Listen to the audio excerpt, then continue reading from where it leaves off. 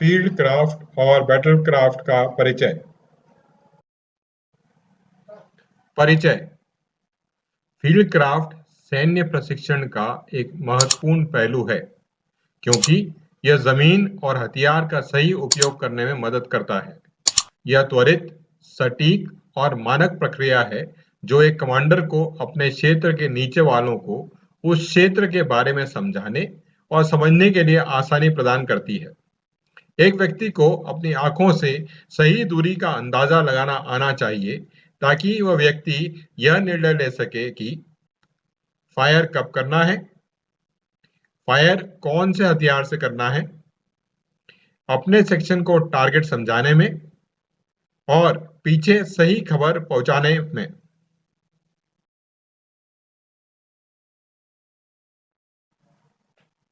उद्देश्य। इस सीबीडी का उद्देश्य एनसीसी कैडेट्स को फील्ड क्राफ्ट और बैटल क्राफ्ट के बारे में जानकारी देना है। सबक को आसानी से समझने के लिए इसे 3 भागों में बांटा गया है। भाग 1 दूरी का अंदाजा लगाना, भाग 2 दूरी मापने का तरीका और भाग 3 व्यावहारिक संकेत।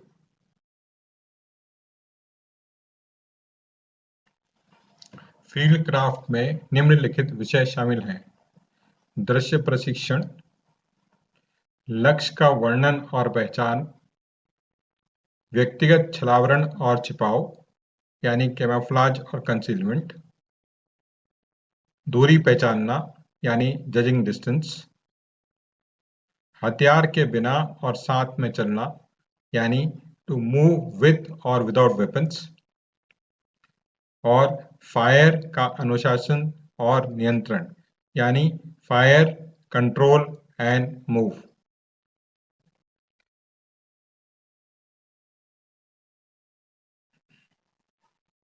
बैटल क्राफ्ट का परिचय। बैटल क्राफ्ट सुनिश्चित ड्रिल्स का सेट है जो युद्ध क्षेत्र में सफलता प्राप्त करने में बहुत महत्वपूर्ण है। ये बैटल ड्रिल्स मामूली सामरिक यानी टैक्टिकल समस्याओं के समाधान में बहुत उपयोगी हैं। ये समय बचाते हैं, तेजी से सुरक्षित कार्रवाई करवाते तथा भ्रम से रक्षा करते हैं। मैदान संकेत यानी फील्ड सिग्नल्स, खंड और प्लाटून गठन की खबर युद्ध में अति आवश्यक है।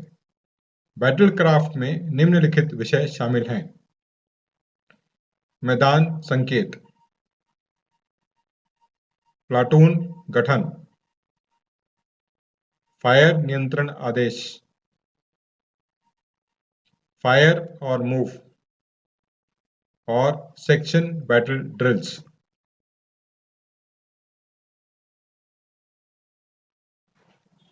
भाग 1 दूरी का अंदाजा लगाना। एक व्यक्ति द्वारा दूरी का अंदाजा लगाना बहुत महत्वपूर्ण है, ताकि वह यह फैसला कर सके कि फायर कब खोलना है, कौन से हथियार से फायर करना है, अपने सेक्शन में दूसरे व्यक्तियों को टारगेट की पहचान बता सके और ऑब्जर्वर के तौर पर सही जानकारी पीछे पास कर सके।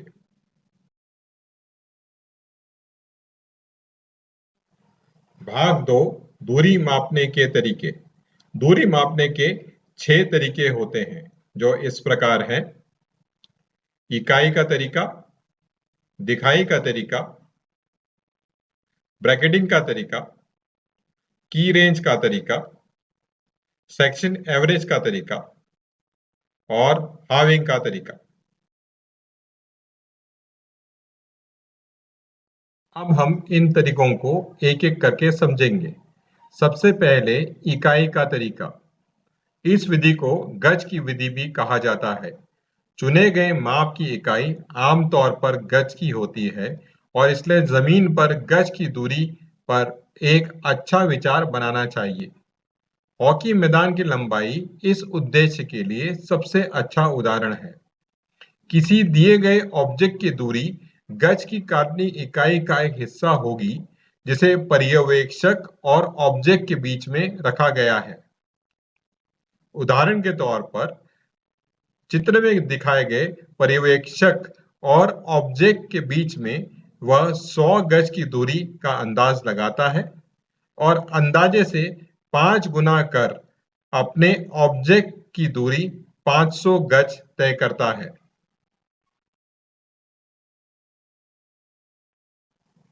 दिखाई का तरीका। विभिन्न श्रेणियों में मनुष्य की विस्तृत उपस्थिति को ध्यान में रखते हुए दूरी का अंदाजा लगाया जा सकता है, जैसे कि इन दो तस्वीरों में दर्शाया गया है। 100 गज की दूरी पर सभी जानकारियां विस्तृत नजर आती हैं। 200 गज में जानकारियां विस्तृत होती हैं, साथ में शरीर के रंग और उपकरण भी पहचाना जा सकता है।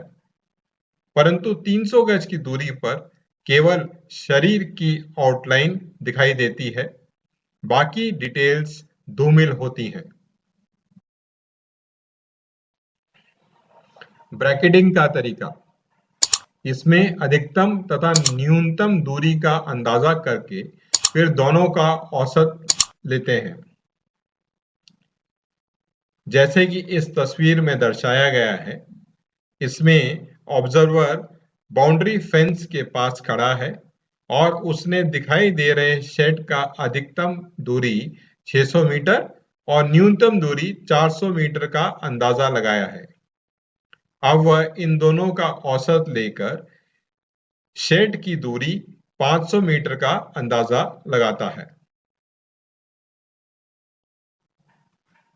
की रेंज का तरीका। इस तरीके में यदि किसी निश्चित वस्तु की सीमा मालूम है तो उससे अन्य वस्तुओं की दूरी का अंदाजा लगाया जा सकता है। उदाहरण के तौर पर, जैसे इस तस्वीर में ऑब्जर्वर को ट्विन हट की दूरी का अंदाजा 50 मीटर है। इसमें वह 25 मीटर जोड़ पेड़ों के झुंड की दूरी 75 मीटर का अंदाजा लगाता है। सेक्शन एवरेज का तरीका। इस तरीके में सेक्शन में प्रत्येक व्यक्ति को किसी दिए गए ऑब्जेक्ट की दूरी का अंदाजा करने के लिए कहा जाता है और फिर सबके अंदाजे का एवरेज निकाल दिया जाता है।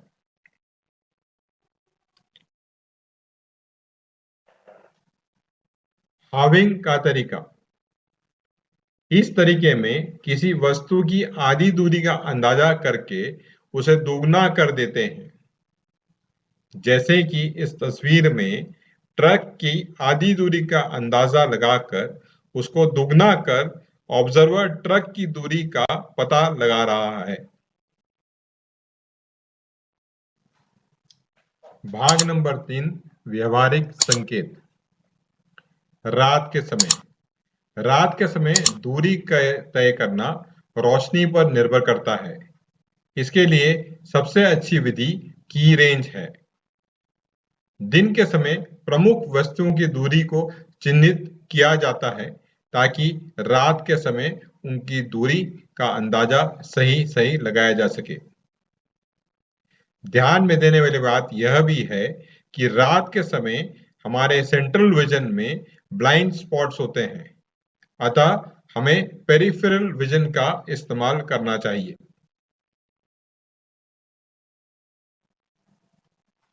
दिन के समय दूरी नापते वक्त ऑब्जर्वर या तो दूरी को ज्यादा या कम माप सकता है।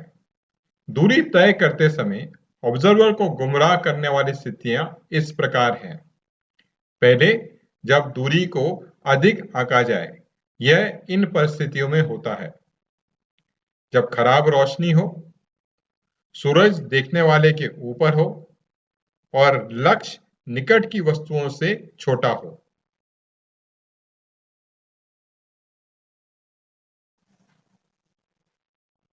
दूरी को कम आंका इन परिस्थितियों में जाता है: जब प्रकाश चमकीला हो और सूरज देखने वाले के पीछे हो, ऑब्जेक्ट निकट की वस्तुओं से बड़ा हो, देखने वाले और ऑब्जेक्ट के बीच में दबी हुई जमीन या डेड ग्राउंड हो, और पहाड़ी के नीचे से ऊपर की तरफ देखते वक्त।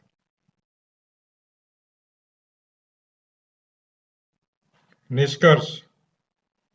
युद्ध में सफलता प्राप्त करने के लिए यह अत्यंत महत्वपूर्ण है कि फील्ड क्राफ्ट और बैटल क्राफ्ट को अच्छी तरह से समझा जाए और उसे प्रयोग में लिया जाए।